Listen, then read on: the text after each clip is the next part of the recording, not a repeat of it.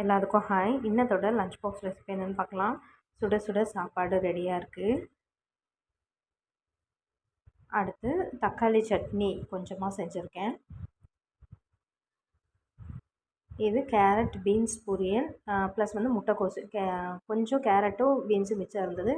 முட்டைக்கோஸோடு சேர்ந்து அதுவும் தேங்காய் துருவி போட்டு பொரியல். காலத்துக்கு தோசையும் தக்காளி வெங்காயம் எல்லாம் வதக்கி அரைச்ச சட்னி. மாவு இருக்குது, வேணும்னா திரும்ப தோசை ஊற்றிக்கலாம். இது பாப்பாங்களுக்கு அளவாக ஊற்றிருக்கு.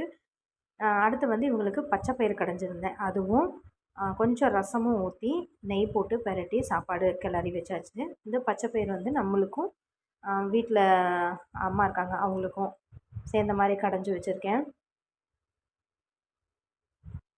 அடுத்து நைட்டு சுட்ட பூரி கொஞ்சம் இருக்குது காலத்துக்கு, அதையும் சேர்ந்து சாப்பிட்டுக்கலாம்.